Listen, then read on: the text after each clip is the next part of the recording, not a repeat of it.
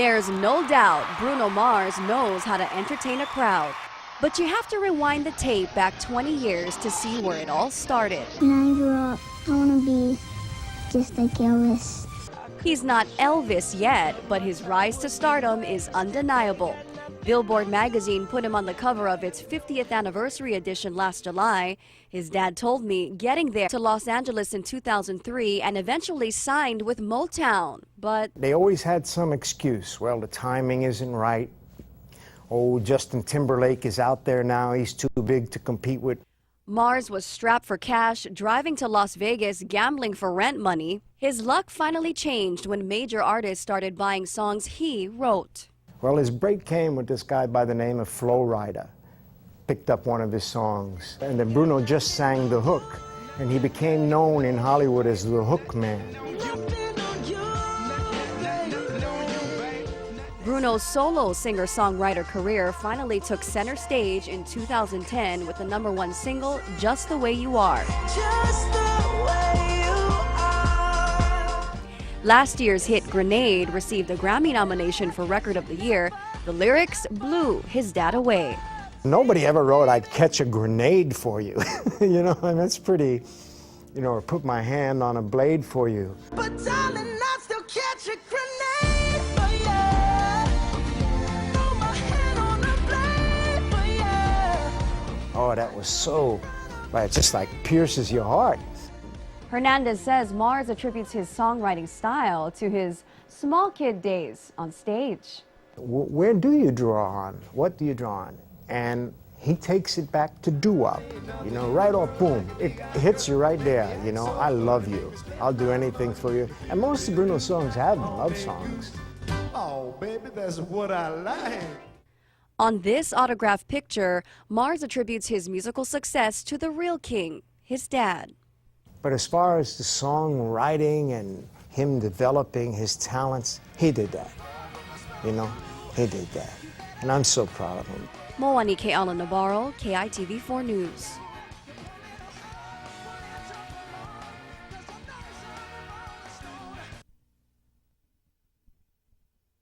And there's one for money, two for show. Big and red, I go, can't go, but don't you step on blue station. When people say, where did this little boy come from? All of a sudden, out of nowhere, who's this Bruno Mars who just skyrocketed out of nowhere? They don't realize 22 years of preparation for that, wow, that rocket to take off. It's been a long climb to the top for 26-year-old Bruno Mars. His father says the stage was set in the delivery room the day little Peter Gene Hernandez was born on October 8th, 1985. And what we did was we had the lights dimmed to about 50%, almost like a nightclub. And they allowed me to bring in music, so I brought a cassette player at the time, and I was playing oldies but goodies. Mars has an entire family of entertainers, so it was no surprise when the showbiz bug took a bite at the age of 2. Wait on the miles, I know time.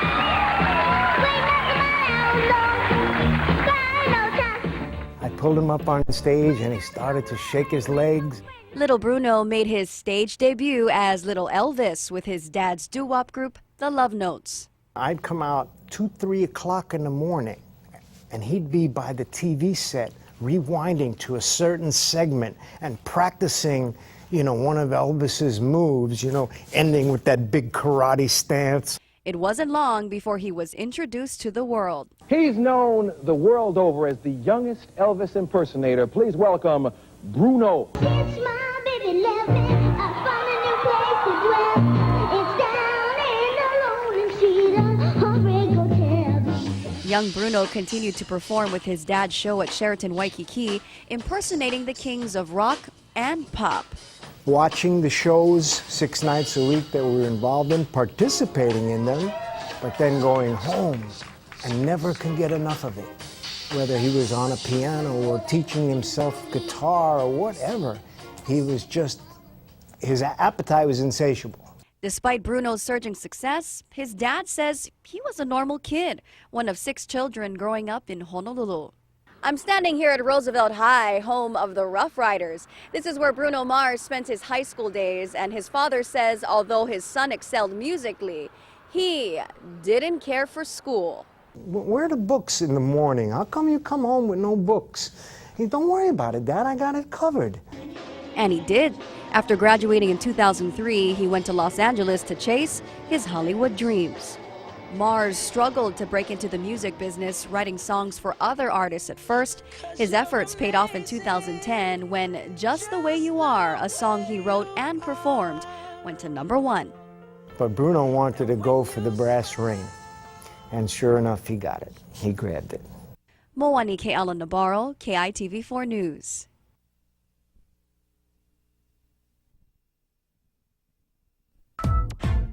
He's hip, he's got hop, and it's clear Bruno Mars has style.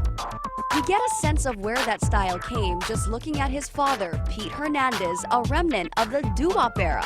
The Happy Days kind of sound. I mean, to describe it, that's the easiest way. Matter of fact, I still think the Fonz was the coolest. Bruno's claim to cool isn't the Fonz, but his trademark fedora hat. And Pete, you said that Bruno started wearing fedoras to hide his curly hair, right? Just pop on the hat, you know, pop on the shades, and you could go outside. Bruno got his first hat from a member of his father's band. He asked the saxophone player, could I buy one of the hats from you? So Bruno bought his first fedora from our sax player. Mars family is proud of Bruno's success, and look at that. His image is popping up everywhere these days. His dad says he believes the key to that success is his memory. All I had to do was supply him with videotape. He'd watch it, study it, he could do every move. He hopes his son will go into the movie industry one day. He says Bruno's a natural actor. That was what always amazed me, that he could just, like a light switch, go into character. But he also hopes he holds on to his music. He'll never give that up. That's a part of him. But there's nothing wrong with giving it a try, especially if he got the right role. Hernandez says watching his son grow up and accomplishing all that he has is like watching a dream come true. We had a great life. We really did. It was almost too good to be true. You know, looking back right now.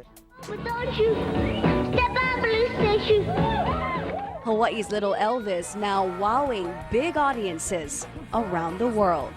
Moani K. Alan Navarro, KITV4 News.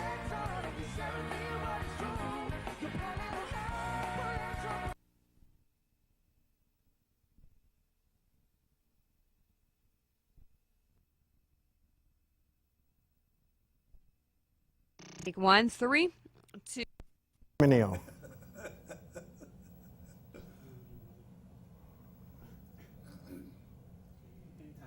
Okay, this is great. We probably have half an hour to sit here and talk, so Okay. very relaxed. Let's talk about the very beginning, the very first moment, the story you were telling me about Bruno's birth and how you knew right then and there was a career for him in show business. Well, after we had brought him into the world with using that LaBoyer method, Let's talk about that because we weren't rolling. Let's You talk really about want how Bruno was born with music. Bruno was born. Very few people know this story, if any, except me and his mother. But we had wanted to try something that we had never tried on any of the children that we had, because we had 6 of them. And instead of a baby being brought into the world where it's very brightly lit in the sort of surgical atmosphere and cold tables and all of that, what we did was we had the lights dimmed to about 50%, almost like a nightclub. And they allowed me to bring in music, so I bought a cassette player at the time, and I was playing oldies but goodies, you know, doo-wop music.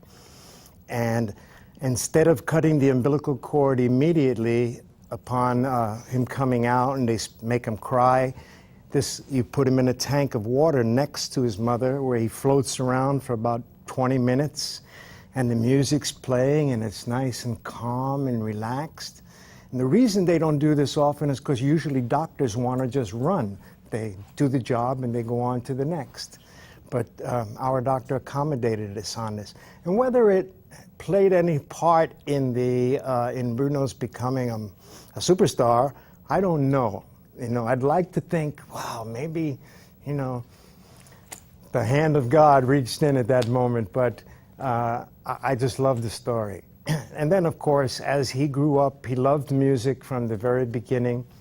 I surrounded him and the rest of the children with as much musical equipment as I could. We always had a piano in the house, guitars, drums, all of it. His older brother's a drummer. They work together to this date. And Bruno himself, when he was about 2 years old, his older brother was already playing drums in my show. His older brother's 10 years older than him. So his older brother came into the show at about 12. We were in Japan, and Bruno used to come and look up at the stage, and especially when his uncle performed the Elvis segment, because he liked the rhinestone jumpsuits. So I pulled him up on stage, and he started to shake his legs, and the audience went wild. And that was the beginning of his career. It really was. From then on, he had to be in the show every night, or he'd be really pouty and upset. And so then we went out, and we went all out, and we made all the replicas of all of Elvis's different costumes, the leather, the jumpsuits, and all of that, the gold lame. And matter of fact, you'll see all those pictures when you examine those discs I gave you. So we stayed at the Sheraton, almost 10 years. We became their flagship group, and they sent us wherever when they were going to open a new Sheraton somewhere else. And Japan was like, wow, we felt like superstars there. That was really huge. And then as the group, after 10 years, different guys went their own ways, and we replaced members. But Bruno stayed. And I owe a great deal to Tom Moffat, I must say, because Tom gave me the opportunity to open all of his oldie shows. So whenever he'd bring in Little Richard, Chuck Berry, Jerry Lee Lewis, Little Anthony and the Imperials, you name it, Tom would call me and say, hey, Pete, do you want to do the opening segment? So it would always be me, Bruno, and a couple of the guys. So Bruno would get the chance to meet all these guys who really meant nothing to him. To me, I was in awe, like these were my idols, really. One night, Little Anthony comes over to Bruno. Bruno had just finished singing Frankie Lyman's Why Do Fools Fall in Love? And Little Anthony comes over and says, Frankie Lyman was a good friend of mine, and I miss him dearly. But I got to tell you, young man, I've never heard anybody sing Frankie Lyman like you just did. And I was like almost in tears, right there, because Little Anthony to me was one of the greats of the era. I loved that vocal group styling, the platters and all that when you harmonize. That's what doo-wop is really is all about. They didn't call them doo-wop groups back in the day. They were called vocal groups. So as opposed to a bunch of musicians today all playing a different instrument, in those days it was a bunch of guys harmonizing. And it started on the street corners in New York, where I'm from. And I grew up right in the midst of that. And when I moved to Hawaii, I noticed people didn't even know what doo-wop was all about. It was like, they didn't even know what it meant. And then we started appearing, and next thing we know, we were on the cover of Midweek. And as Bruno grew in stature, boom, he's on the cover of Midweek now, the world's youngest Elvis.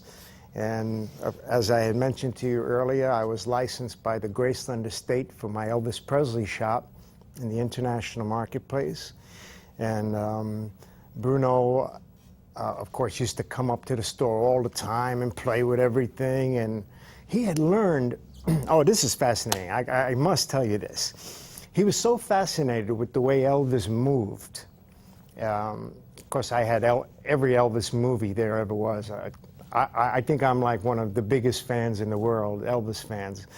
But Bruno, by the age of 2, had learned to cue up and rewind videotapes.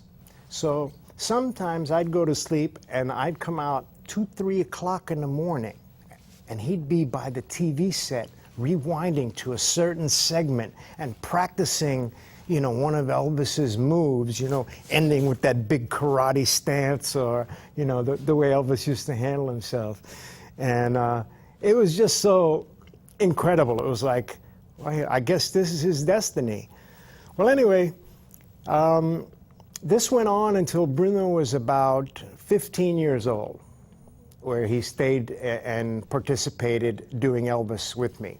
But during that period, he himself had gotten a little, before I go to there, let me mention, I got him into the movies in the Honeymoon in Vegas with James Caan, Nicolas Cage, and Sarah Jessica Parker as Little Elvis. And that's a great little scene. But he had gotten bored with doing Elvis after a while, so he wanted to do Little Michael Jackson, which he does just as well. Well, the Legend show out of Vegas picked him up. And by 15, he was doing Little Michael Jackson in a Vegas production at the Beachcomber Hotel. And he did that for a couple of years. He went to American Idol. They turned him down. They said, you sound and move too much like Michael Jackson. Which also has another strange connection later on, because it was shortly after Michael had passed that Bruno skyrocketed up. And if you listen to Bruno's voice, there is a certain little bit of Michael Jackson that you can detect, Anyway, at the age of 17 and a half, he wanted to go to LA to make it big, because you really can't go very far in Hawaii. It has its limits. You can go as far as a Don Ho, so to speak. And I love Don. He was a dear friend. But that's about it. A big showroom and nightly repeating the same show. And, I've done that for many years with all of the greats in the era. But Bruno wanted to go for the big time. And I said, well, if you give me a high school diploma, I'll let you go, regardless if you're 18 or not. So he graduated about 17 and a half. He couldn't wait to go. Handed me the diploma. I said, okay. And he went for it, went on his own, a little girlfriend he had that he was seeing at the time. And he knocked around. But it wasn't long before Motown signed him.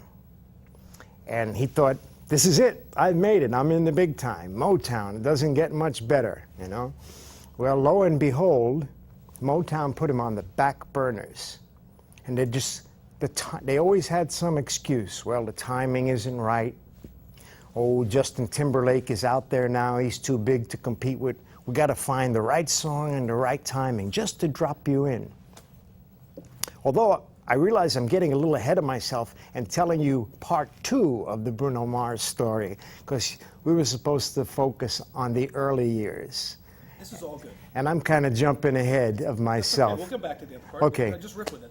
Okay. Yeah. Because I just wanted to give you the bigger picture, like how he went from Little Elvis to where he is now on the cover of Billboard's 50th anniversary magazine as Bruno Mars' big business, 2 years in a row with 7 Grammy nominations last year, 6 this year.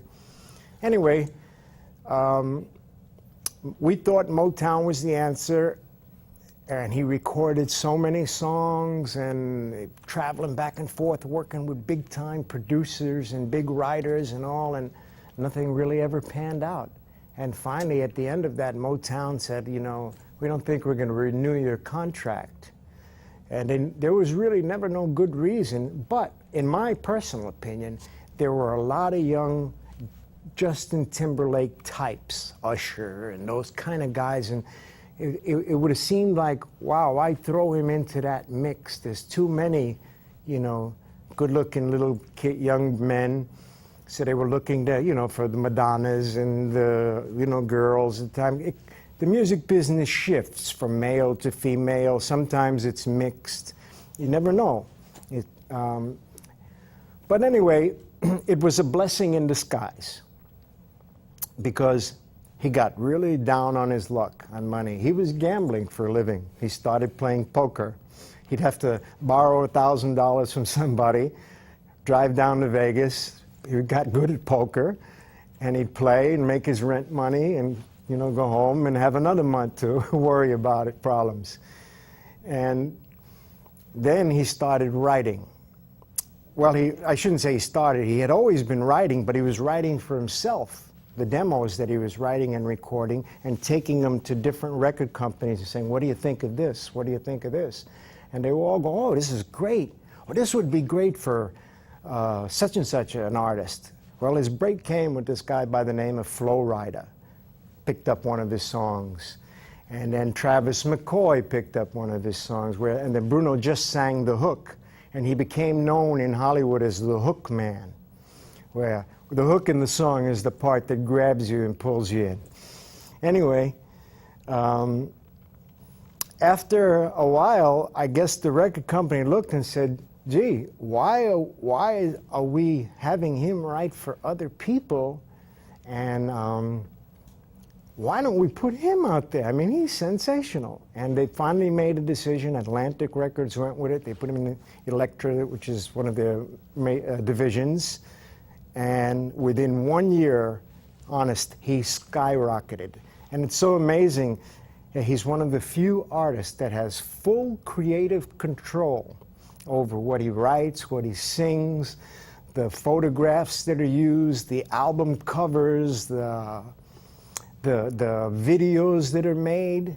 If he doesn't like a video, he can go ahead and change it. Atlantic just likes him that much. I mean, they just adore him. So it's been an incredible ride. I have to say, I guess as any father would, I feel like the proudest man in the world. I always thought this was going to be my legacy as an entertainer, that I was going to be the guy, because my father was an entertainer, and I wanted it real bad too.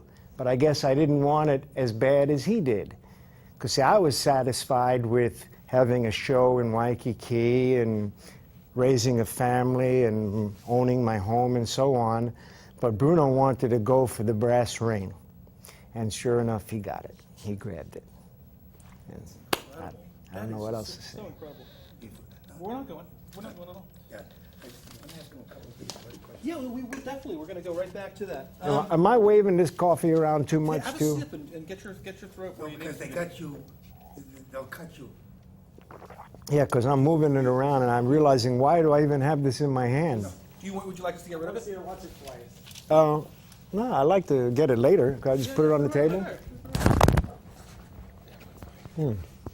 I'm sorry, I just disconnected.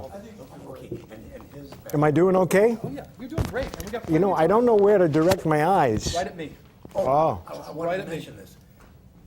Please look at him, because when you move your eyes on TV, it could be, Yeah, it could be weird. It's not like that though. You've been talking to me the whole time. Have I? just, Because sometimes I see myself Okay, looking over yeah, there, or I'm occasionally go looking there, you over can. there, and Sometimes you do acknowledge the audience at home with a little aside, but for the most part, you're talking to I'm me. doing all right? You're doing great. Okay. You're just doing great. I mean, you gave us a wonderful that's overview. a dissertation. Thank you. Okay, so we got a ton of things we can talk about. Let me ask you this: Did you expect the kind of success that he had? To be honest with you, I expected Bruno to be if I may. Yeah, let's start with that question and talk about the expectation of his success. Yes. To tell you the truth, I always knew that he was going to become big in show business. But what did that mean? Was he going to be like a Wayne Newton, for example, or Frank Sinatra or something, where you have a big showroom in Vegas? And because that's the goal I was shooting for. I was never one thinking about records and, worldwide notoriety. But that's what he had his sights set on. And he has the perseverance. Because if anybody thinks it's an easy route to big money, it's not. It's hard work. He lives on airplanes constantly, back and forth from New York to Europe and here and there. And I mean, it's grueling. So I never expected it to be at this level in my lifetime, where I'm going to actually get to see this. I mean, nobody knows what's going to happen in the future, but to have lived to see this happen to my son, and also to see his brother backing him up, the backbone of the group. I mean, what could a father say? I'm the proudest man in the world. I really am. You have every reason to be. You know, we talked about maybe setting the record straight about some of these myths or misperceptions. Why don't we go down to the early days of Bruno first getting into this, and let's kind of, in your own mind, what are some of the greatest misperceptions, and what are some of the things people don't know? Let's just kind of hit them one by one. Well, I guess, and I've heard that this happens in every family, that when somebody makes it big, all of a sudden, out of the woodwork, come all the relatives and anybody who even remotely knows him or might have bumped into him in a Burger King or something and says, oh, yeah, I know him, he's a good friend of mine, blah, blah, blah. And I did this for him, and I did that for him, and blah, blah, and so on and so forth. But the truth of the matter is, and it's not to blow my whistle, but I worked very hard in the beginning to make him a little star in his own right. I wanted in the beginning, Guinness Book of World Records, and as the youngest Elvis impersonator. I had studied Elvis Presley and Colonel Parker's method of promoting him, and I tried to emulate it as closely as possible. How did he make Elvis such a big star? And I wanted to try every little trick that he did with handing out pictures at concerts and getting him to appear at, I was the entertainment director for many years for the Eagle Aloha Bowl, which is now the Christmas Bowl. They changed the name. So I would produce the halftime entertainment. Of course, being in that scenario, I'd have Bruno performing. And then I had a radio show with Tom Moffat, an oldies show. I did the Elvis Hour. Of course, I was promoting Bruno. And so whatever I got involved in, somehow Elvis was related, and then I would have a link to tie in Bruno. So it gave me a chance to promote him. I got him on many, many television shows. The video that I'm going to give you, or that you have, has all the shows he appeared on, except I don't know if there's Johnny Carson. I know Arsenio Hall, and oh gosh, the list is incredible, incredible. And I guess the main misconception is, what bothers me most is when somebody comes along and says, I taught him how to do that, or I trained him. That word, I don't know, for some reason, it kind of touches a nerve. It's like not a pet where you train him to jump through a hoop. I'll tell you how Bruno learned what he learned. And he learned most of it, 90% of it. His greatest gift is his memory. His memory is just absolutely mind-boggling. He can watch something and it'll stay in his head for the rest of his life. So when all I had to do was supply him with videotape, Elvis Presley, here's some videotape of Frankie Lyman as a teenager when he used to perform. He'd watch it, study it. He could do every move just like Frankie Lyman. Same thing with Michael Jackson. So all these people who come forth and say that they did this or did that, no. Bruno trained himself. Of course, everybody helped a little bit and coached. Different people have helped, don't get me wrong, but primarily he is self-taught. Watching the shows 6 nights a week that we were involved in, participating in them, but then going home and never can get enough of it. Whether he was on a piano or teaching himself guitar or whatever, he was just, his appetite was insatiable, And that, I guess that's what kind of bugs me a lot when people, say that they did this and did that. And because I wonder what's their motivation, what's their agenda? Are they looking for a handout, or whatever? And I wish it wasn't that way, because it would be so much nicer, especially when it gets into the family, if everybody could just celebrate his success and be happy for him. And it's not like, even me as his dad, I don't go and say, well, I taught him everything he knows. But although, if you watch when we performed together in Puerto Rico a few months ago, he said it. He said, ladies and gentlemen, this is the man that taught me everything I know, which made me feel like $1 zillion. But even that's not true. I didn't teach him everything he knows. He taught himself a lot from those tapes and just watching and absorbing it, and his memory, like I say. And of course, we're all musical in the family. His mother could sing. He has several uncles that could sing. I've been a percussionist for 40-something years. His brother's a drummer. I mean, so we were just surrounded by music almost 24 hours a day. We just lived it, breathed it, you know. And now, when people say, where did this little boy come from? All of a sudden, out of nowhere, who's this Bruno Mars who just skyrocketed out of nowhere? They don't realize that he's been training for that the last year and a half that his name has become known. Very few people outside of Hawaii realize, except now on the internet it's a little different, but that he's been preparing for 24 years for where he is now. You know, he just turned 26 and started at 2, so actually 22 years of preparation for that rocket to take off. Now, when we were upstairs, you talked about some, particular perceptions here in Hawaii. Yes, sir. About those triggers that were those beginnings when they really put the skids on and he started off. What are some of the misconceptions? You had mentioned, Hawaiian Moving Company or this and that. Let's talk through those early myths and what really happened. Yeah, well, last year I went to the Grammys and I came home and this huge story, like 3-4 pages in the Star Advertiser.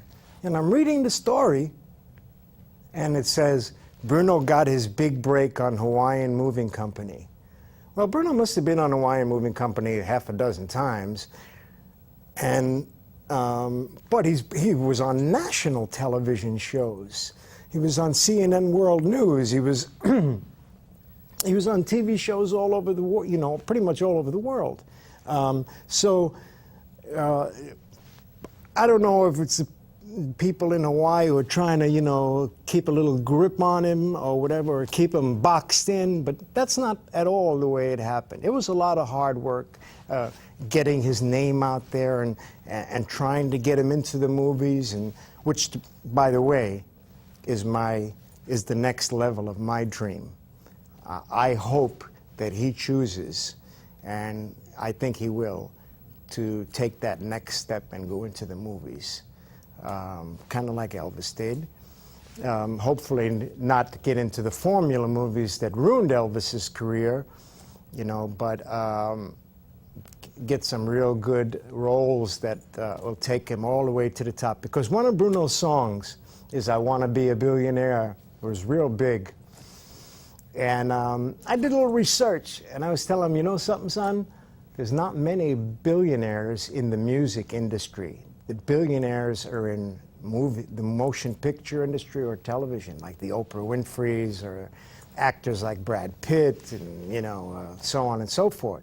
So I said, with your looks and, talent, I say it's a natural transition.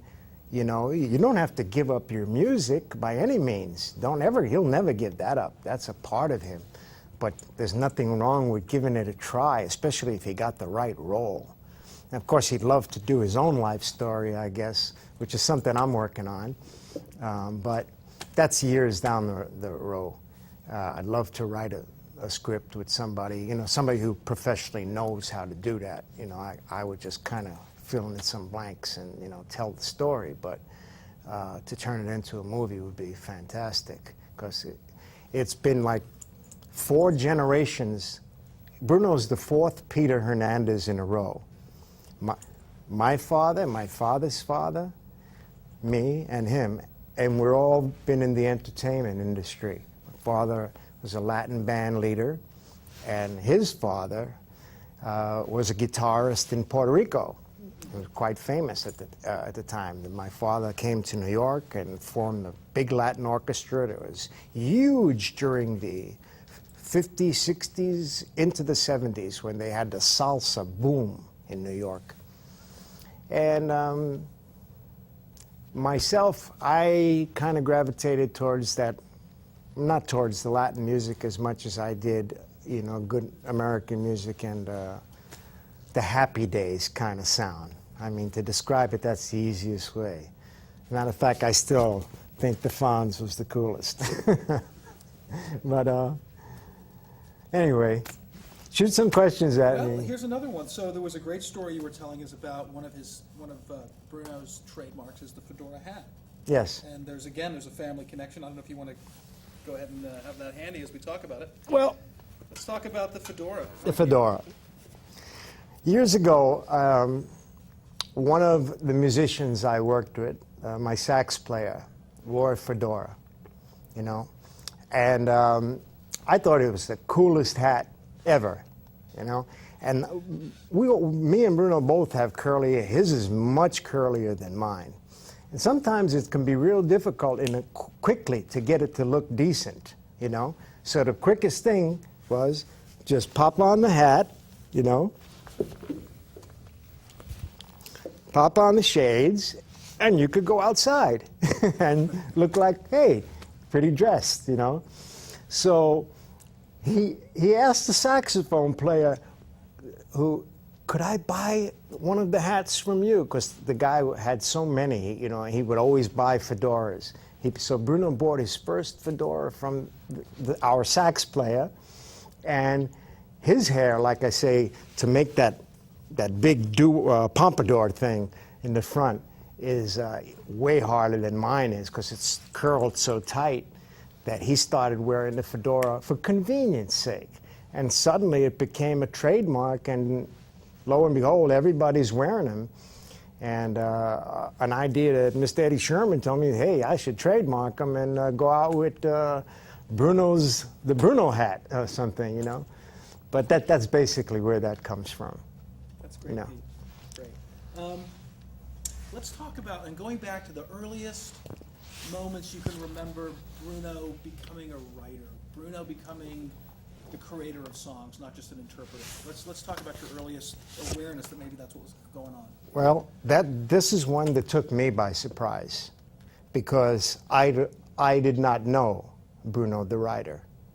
I'm his father, and I did not know he had that capability.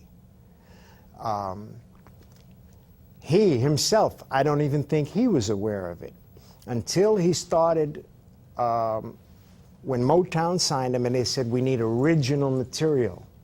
So where do you get original material? You either buy it from other songwriters and they produce it for you, or you write your own, which is really where the real money is in the industry. The guys who write the song, that's where the big bucks are. It's not the performances and the concerts or even the record sales. It's the publishing. So anyway, lo and behold, when Bruno had written his first, he wrote some of the songs, and he was actually shopping them around to different record labels, but he was shopping for himself. Like, how do you like this song? What do you think? And one day, somebody said, we think it's great. We got just the artist to do it, too. And he was kind of hurt, because he thought for him. He said, we'll give you $20,000 for it. Well, his mind changed very quickly at that point. No more gambling or borrowing money or whatever. He sold the song for $20,000. And next thing you know, he gets contact from Brandy. She was another artist.